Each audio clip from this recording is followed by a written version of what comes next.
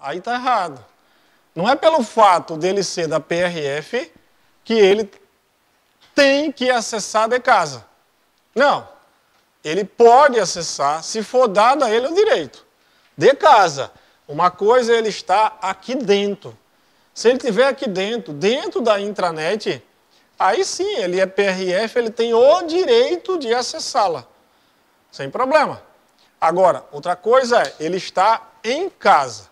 Quando ele estiver em casa e ele quiser acessar a intranet de casa, isso nós chamamos de extranet, ou seja, é o acessar de fora da intranet, eu poder acessá-la inteiramente ou parte dela.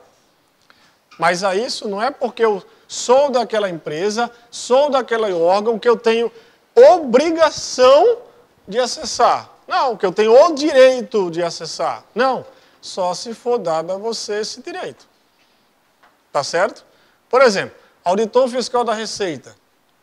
Aquele pessoal que ganha pouco pra caramba, né? Aí o que acontece? Aquele camarada, ele chega em casa e esquece um arquivo lá dentro. Só pelo fato de ser auditor, ele vai ter que acessar, ele pode acessar. Não quer dizer que ele terá sempre o direito. Não a todos é dado esse direito. Só alguns. Só alguns. Tá? Joia? Só que esse acesso é feito via o que nós chamamos de VPN, que é a rede virtual privada. Tá? Essa VPN é você criar túneis criptografados pela internet para que os seus dados trafeguem de forma segura por um ambiente que nós chamamos que é um ambiente inseguro. Tá? Diga. Não entendeu? Por exemplo, olha só. Ele não vai acessar da casa dele? Sim. Se ele acessar da casa dele para a empresa, não é isso, né? Se ele conseguir acessar os recursos da empresa, sim, isso é uma extranet. Agora, por exemplo, vamos supor, vou dar um exemplo. Vamos supor que você trabalha na Caixa Econômica Federal, tá? Você está aqui na Caixa, você estando na Caixa, sendo funcionário da Caixa, você consegue acessar os recursos que a intranet oferece para você. Só que veja bem, não é por você ser da Caixa que você vai acessar todos os recursos. Por exemplo, se você é gerente, o gerente tem um login especial. Ele vai acessar quase todos os recursos. Se você é um escriturário, você acessa só os recursos referentes a escriturário. Tá? Mas você está em casa. Você está em casa. Aí você simplesmente esqueceu um arquivo aqui dentro. Não é pelo fato de você ser da Caixa que você pode simplesmente chegar, acessar pela internet e buscar o arquivo. Não. Só a poucas pessoas da Caixa Econômica Federal é dado esse direito. O seu direito você pode acessar o site lá da Caixa, que todo mundo pode. Mas não é por você ser funcionário da Caixa que você, estando em casa, acessa os recursos lá da intranet. Não, só poucas pessoas, no caso Caixa, pode fazer isso. Entendeu a diferença? Tá? Tranquilo? Joia? Vamos lá? Então, por isso que eu falei assim, ó, essa transferência de dados, esse navegar para você chegar na intranet, para ser uma coisa segura, normalmente é feito via VPN, que é uma rede virtual privada. Tá? Então a ideia é essa daí. Tranquilo, minha gente? Agora vamos trabalhar. Peguem aí, por favor, aquela folhinha aí que foi dada para vocês aula passada. Por favor.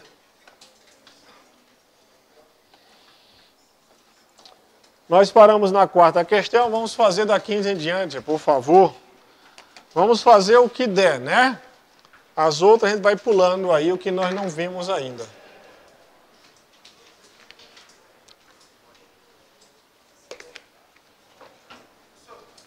Diz. Hã? Se foi disponibilizado? Rapaz, o Jales acho que tem. Acho que tem. Ele deu na aula passada. Tu não veio não, né? Acho que ele deu.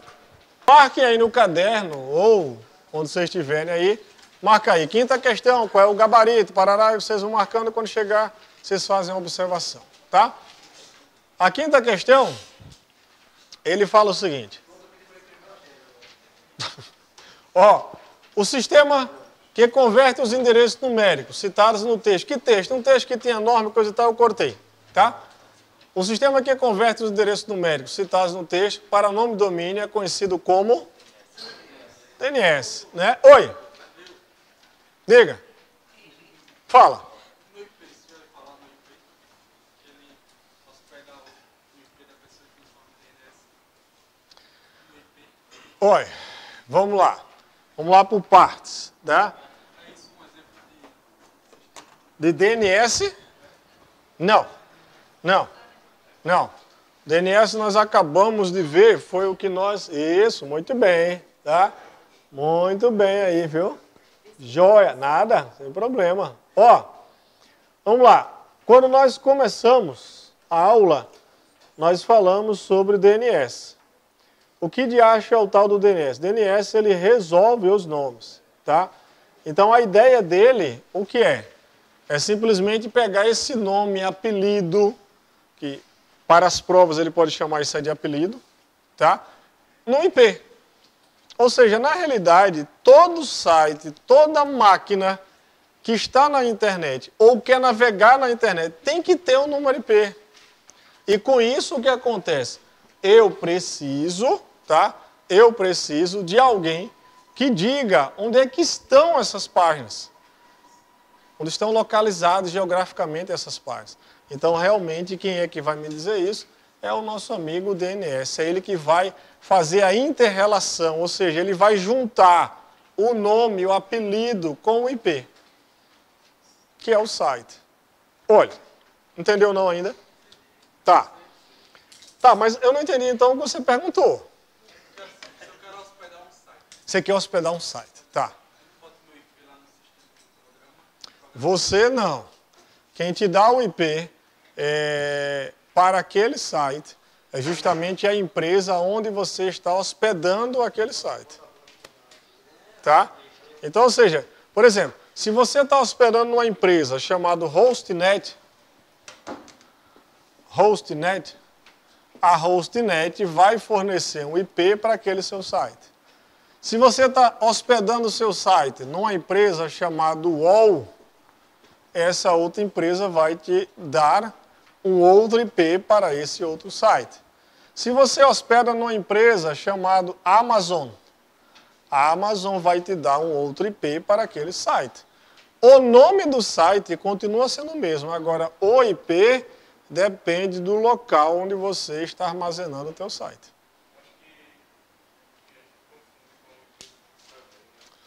O computador, o IP ele é trocado. Tá? Ele é trocado. Como assim ele é trocado? Tá? Se por acaso você chegar aqui, ó, nesse pesquisar aqui do seu Windows 10, e você colocar aqui CMD, tá? Você vai poder acessar, bora no fio, tá? Esse local que nós chamamos de prompt de comando, tá? Nesse prompt de comando, aqui sim eu posso digitar alguns comandos, tá?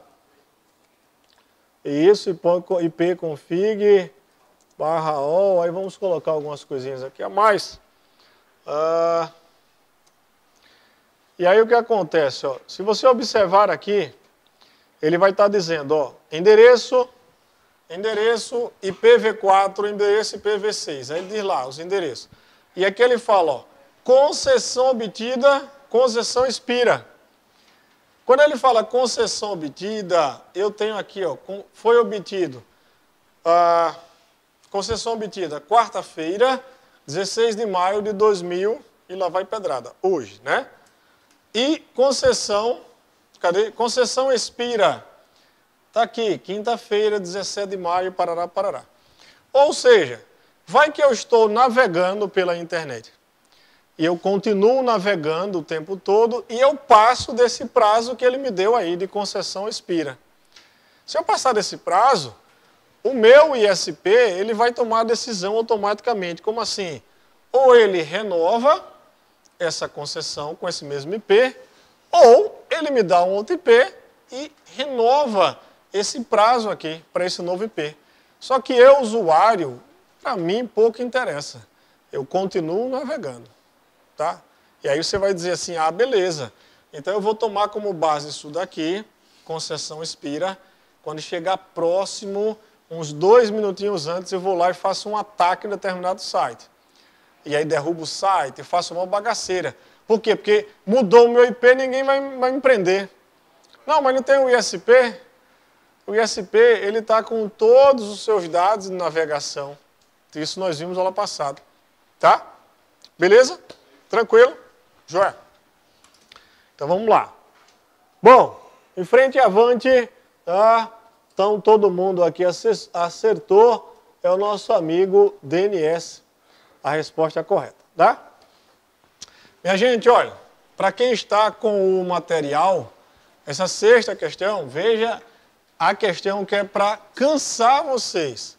Aí você começa a ler. O que interessa, minha gente, é daqui para baixo. O último período é o que interessa. Se você lê o último período, você resolve a questão. Olha o que ele fala aqui, ó. O último período. O serviço de rede do conjunto TCP/IP que realiza o correlacionamento entre o nome de domínio e o respectivo endereço IP é o DNS. A mesma coisa que foi a questão anterior. Tá? Então, ou seja, é uma questão grande, só serve para te cansar, tá? Mas se você ler o finalzinho dele ali, você resolve a questão. Resumindo aqui a coisa, o que acontece? Simplesmente ele está dizendo que esse DNS, ele vai simplesmente correlacionar nomes, IPs e nomes. Apelidos que a gente chama. Tá? Tranquilo? Ponto. Portanto, letra D aí para nós. Tá? Vamos lá. Todo mundo aí com material, tranquilo. Numa boa. Vamos fazer a questão. Vamos lá.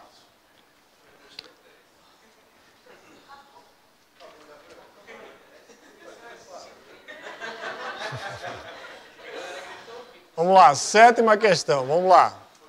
Não, sem problema. Sétima questão. Vamos lá. Mesmo que seja uma rede privada... Bora lá? Vamos lá, ó.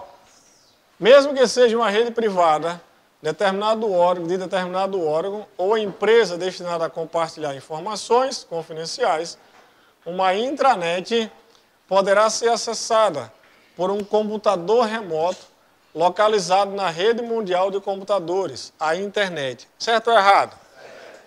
Certíssimo, né? Uma questão dessa, você não quer cair de novo, porque todo mundo vai acertar, tá?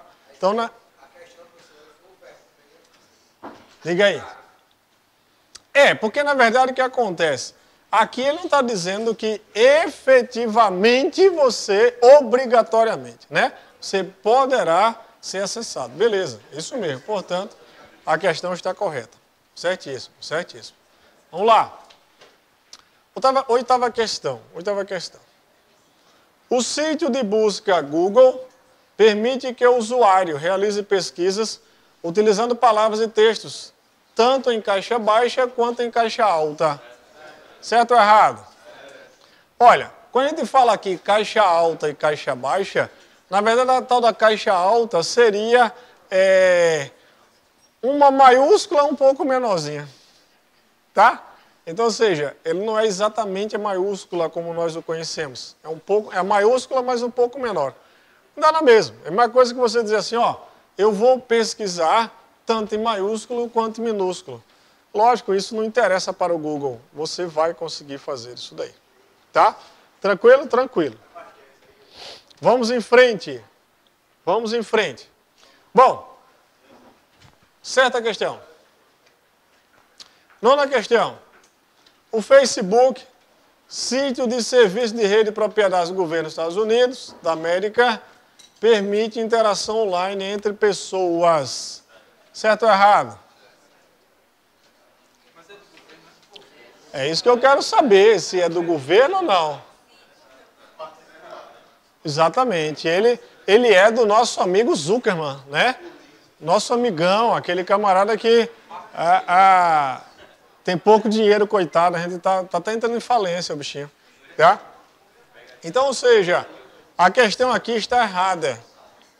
Por que está errada? Porque, na verdade, o Facebook, ele não é propriedade do governo dos Estados Unidos. Ele é do nosso amigo, nosso grande amigão, Mark Zuckerberg. A gente vai até pedir um dinheirinho emprestado. Tá? Já? Errada a questão. Olha, agora uma pergunta é o seguinte. Se a questão fala que, na realidade, não com relação ao Zuckerman, não em relação ao Facebook, mas se ele disser que a internet nasceu nos Estados Unidos, a questão está correta. Se ele disser que a internet ela é mantida pelos Estados Unidos, a questão está errada. Se ele disser que a internet é controlada pelos Estados Unidos, a questão está errada.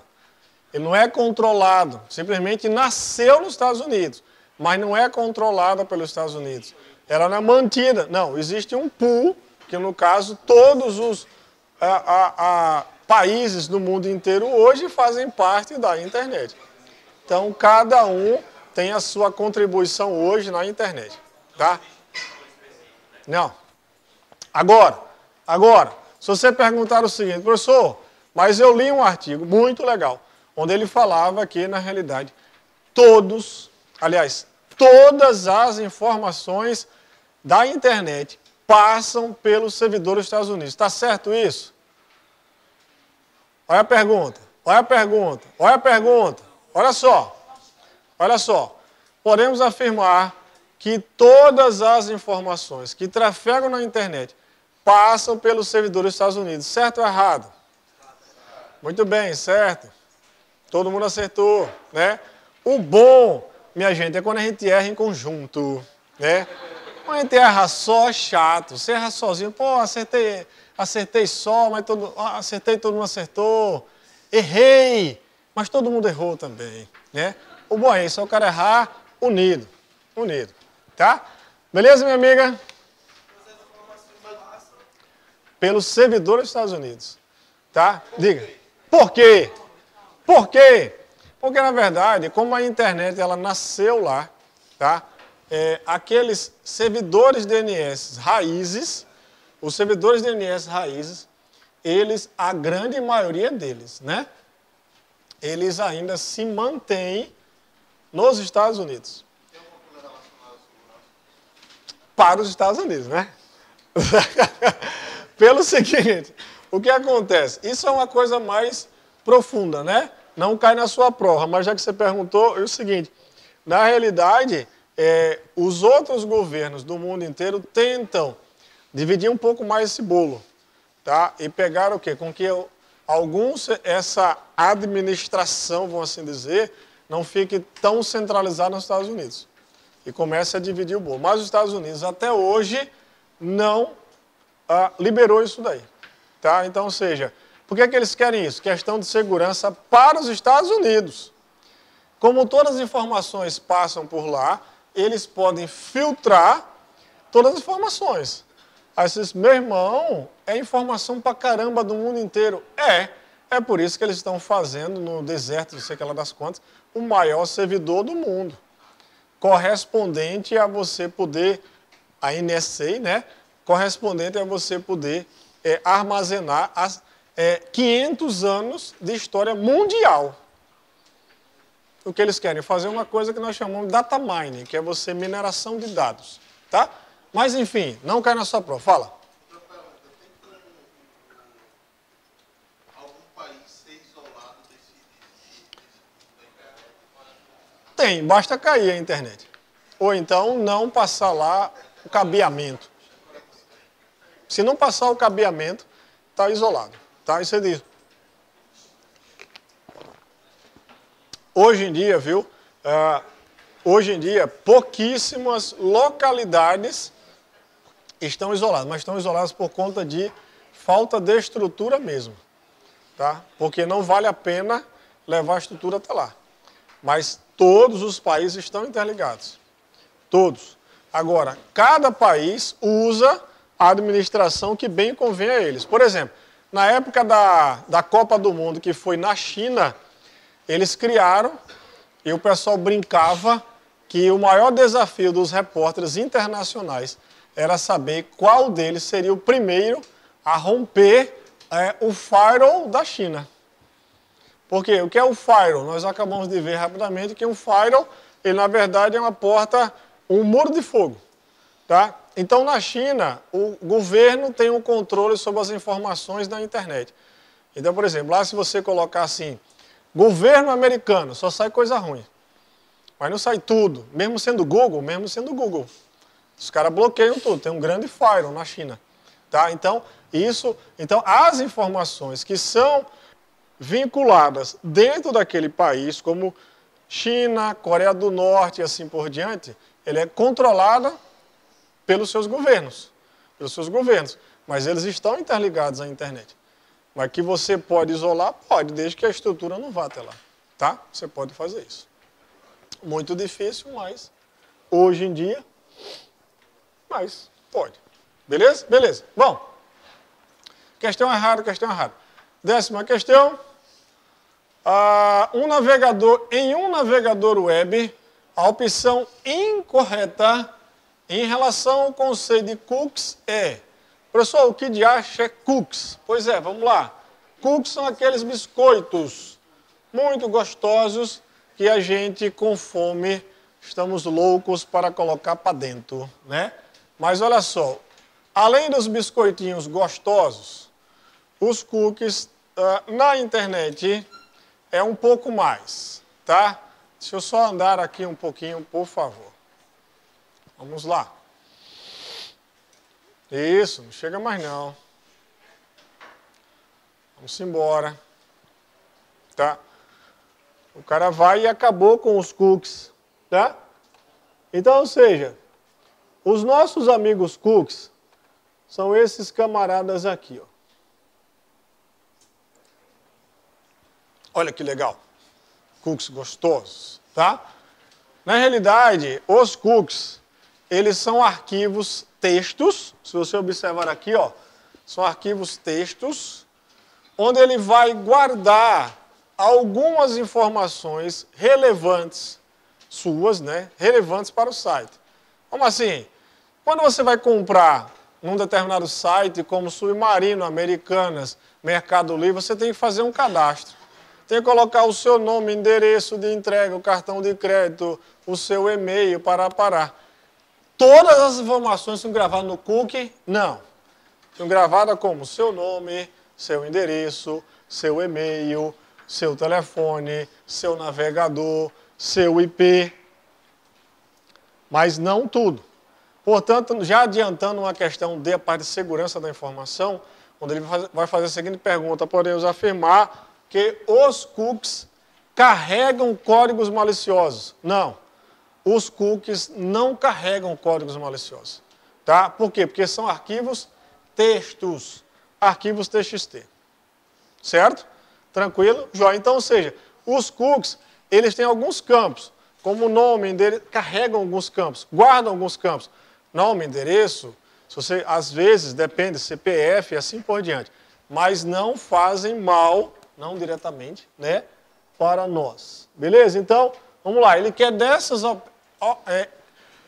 opções, ele quer errada. Então, vamos lá. Letra A. Um cookie pode conter até 3 campos no máximo. O que é que vocês acham? Certo ou errado? Já está errado. Então, ou seja, a letra A já é a resposta da questão, porque ele quer um incorreto. Mas o que são campos? Campos, por exemplo, nome é um campo, endereço é outro campo, CPF é outro campo e assim por diante. Então ele está dizendo aqui na letra A que ele só vai conter até no máximo 3 campos. Não, é quantos campos eita rapaz, tá? São quantos campos o programador assim determinar. Tranquilo? Podemos tomar um cafezinho ali ou querem fazer mais? Ave Maria, menino, até a volta, tá? Até a volta, vamos lá. Vamos embora. Bom, pessoal, Continuando aí, né, a nossa batalha. Já vi que tem muita gente aí de volta, né? Vamos dizer o contrário. Caramba, que legal, né? Ô, doutor! Não te preocupa, que eu esqueci a minha, tá? Vamos continuar esse exercício. Daqui a pouquinho, vou finalizar só uma teoria ali, assim que a gente acaba o exercício, e daí a gente faz algumas questões da apostila de vocês, tá? Vamos lá. Questão 11. Uma das formas de se fazer upload de um arquivo hospedado em um computador local para um computador servidor remoto é por intermédio do protocolo. Olha, esse daqui realmente é aquela questão maravilhosa, que você não quer que ela caia mais, né? Por quê? Porque todo mundo vai acertá-la. Então, nós não queremos. Portanto, FTP aí na cabeça. Letra B. Questão 12. Vamos lá. Um usuário que está acessando a intranet de uma empresa deseja transferir para o seu computador um arquivo armazenado em outro computador conectado à internet. Nessa situação, é recomendado a esse usuário... Bom, vamos pensar um pouquinho aí no que ele está dizendo, tá? Esse caso aqui, o que acontece? Eu tenho, como ele fala aqui, eu tenho um arquivo que está armazenado em um computador e esse computador está conectado à internet. E ele está acessando a intranet e quer transferir para esse computador esse arquivo, tá? Então, o que acontece? Ele quer saber qual desses procedimentos aqui é o mais interessante. A letra A, ele nos fala sobre um aplicativo chamado Telnet. Bom, o negócio é o seguinte, nós temos, entre os diversos protocolos que nós temos aí na internet,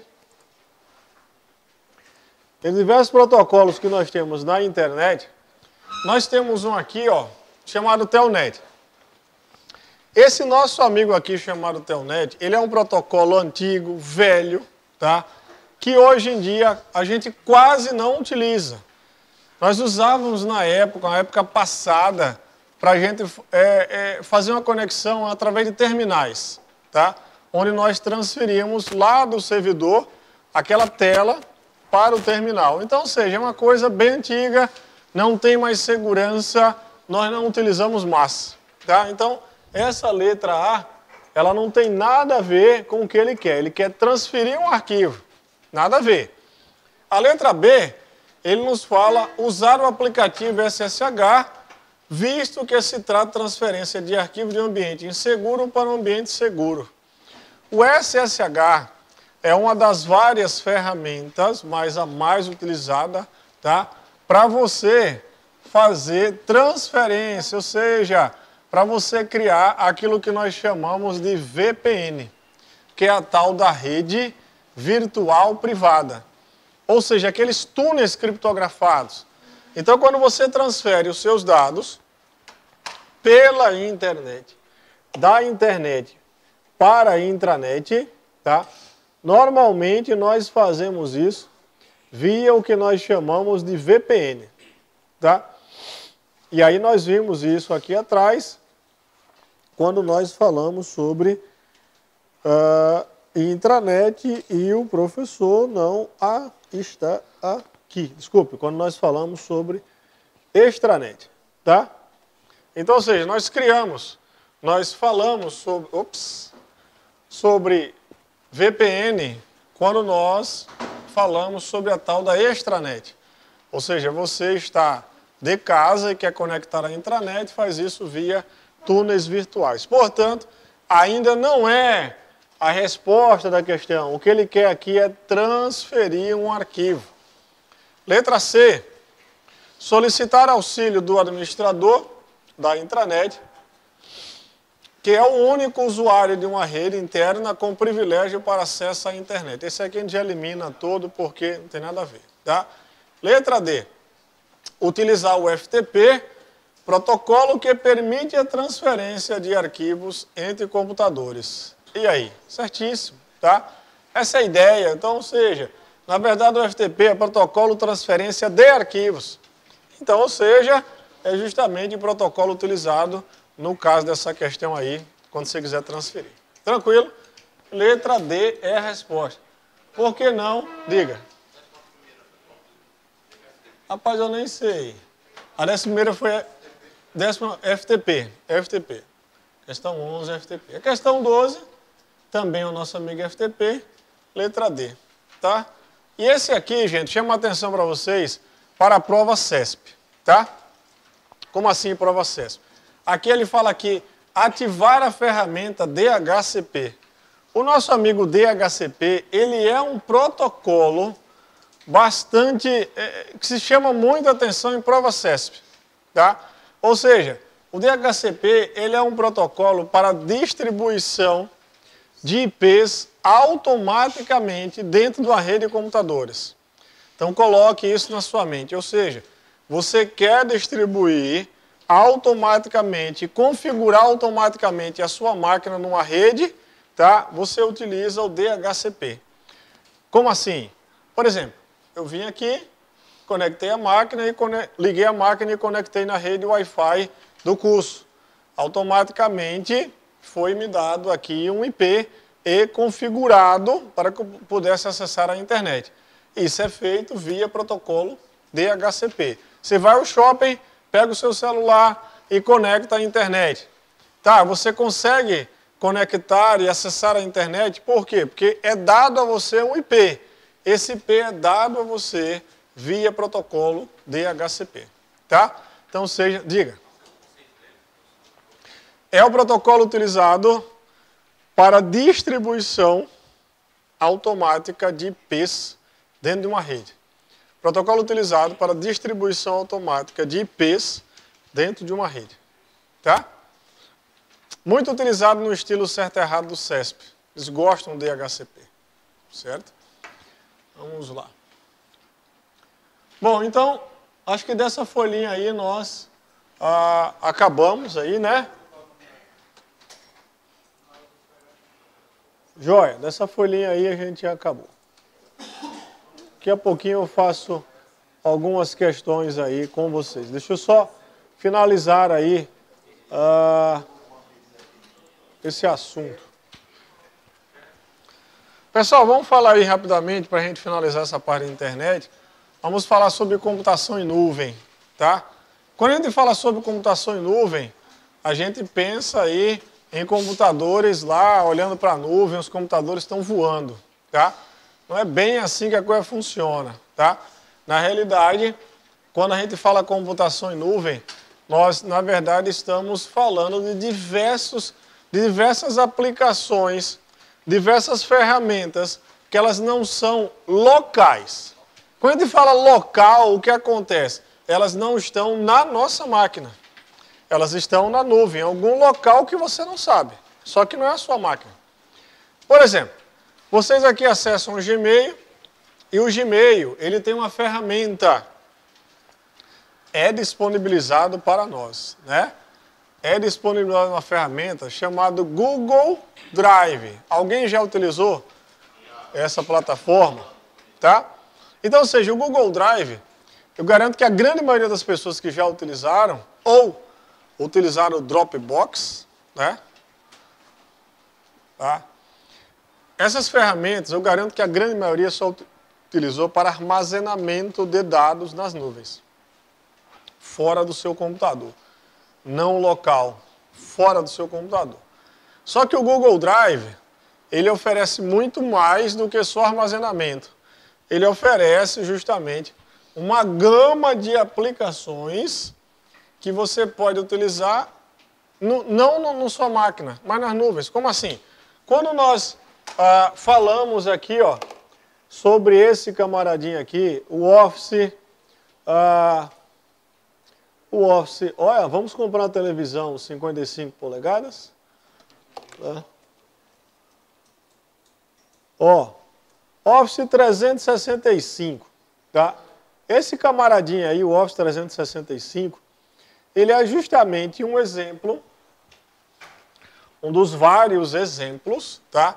Que nós temos de plataforma nas nuvens. Tanto que aqui está o símbolo deles. A ideia desse Office aqui é justamente você poder utilizar o Word, Excel, PowerPoint, Access e assim por diante, sem ter nada instalado na sua máquina, se você assim não quiser. Você pode utilizar diretamente lá na internet.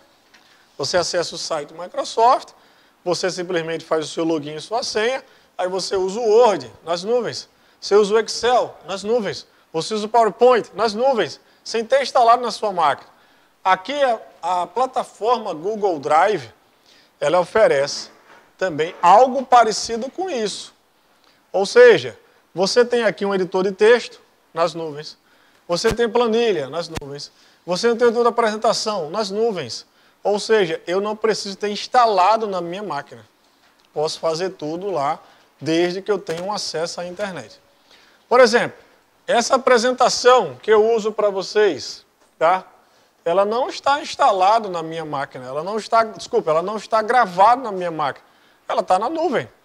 Porque vai que eu venho aqui e aí puta merda, eu esqueci o meu computador, ou a entrada HDMI não consegue ali conectar, ou então bateria está baixa, eu esqueci o carregador. E aí, o que é que eu faço?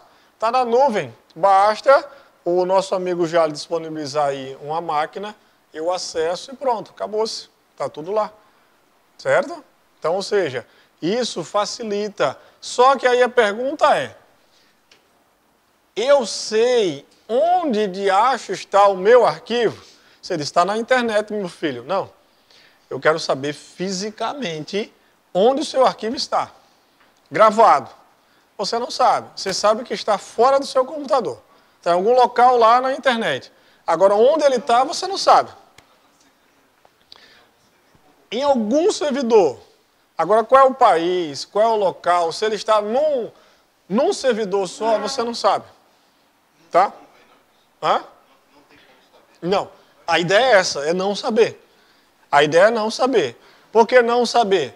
Porque justamente com isso, simplesmente eu tenho mais segurança. Por quê? Porque eu posso ter parte do meu arquivo aqui no Brasil, parte do meu arquivo na França, parte do meu arquivo nos Estados Unidos, ou eu posso ter ele replicado em diversos servidores pelo mundo. Você não sabe. A ideia é essa. A ideia é essa, tá? Mas a ideia também, o que é? É justamente para eu posso utilizar qualquer tipo de plataforma e eu posso acessar justamente esse local. Por exemplo, eu vou lá e quero utilizar e editar um arquivo do Word, que eu fiz um arquivo docx, deixei lá nas nuvens. Beleza, eu posso utilizar o meu celular, que roda, por exemplo, um Android, que é Linux, eu acesso esse local e edito. Eu posso acessar via os meus Macs da vida, que é justamente roda um Mac OS X, acesso lá e edito.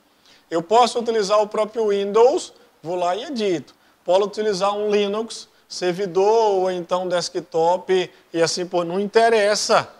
Não interessa qual máquina, não interessa qual sistema. Está na nuvem, ele é multiplataforma. Eu vou lá e consigo fazer tudo naquele ambiente. Tá? Então a ideia é não saber onde ele está fisicamente. A ideia é utilizar com qualquer tipo de plataforma. Tranquilo, minha amiga? Você está quase se entregando. Tenha calma, não fique assim, tá? Tranquilo, tranquilo. E a ideia, como você falou, ó, como você perguntou, é não saber onde está. É não saber onde está, tá? Bom, esses são alguns exemplos dessas várias plataformas que nós temos aí na nuvem. Algumas conhecidas como Google e Microsoft.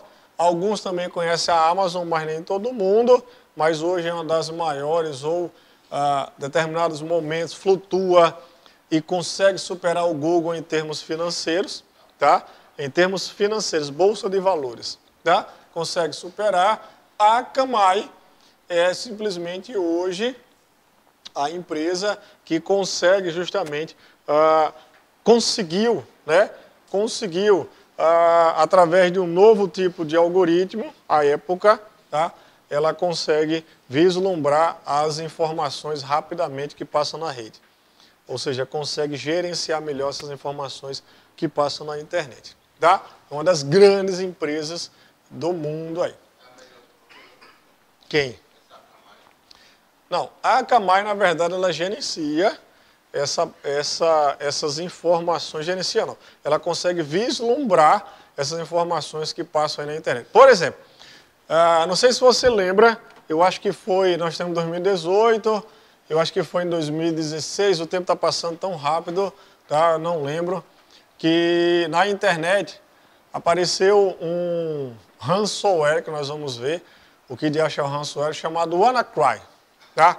WannaCry, ou seja, simplesmente foi um tipo de malware, ou seja, código malicioso, que eles atacaram máquinas Windows. Tá? Eles atacaram 200 mil máquinas no mundo inteiro, através de uma falha de segurança. Atacaram e aí, no caso, pediram um resgate em termos de valores bitcoins. Né? Aí a ideia você diz assim, poxa, e aí, o que é que isso, onde é que você quer chegar? A Akamai, ela consegue visualizar em tempo real esses ataques que estão acontecendo no mundo inteiro. Tá? Ela consegue visualizar. Agora diz assim, ela consegue impedir, não é o papel dela. Tá? Ela consegue identificar onde é que está tendo esses ataques. Certo? Além de outras coisas que ela faz. Bom, vamos lá.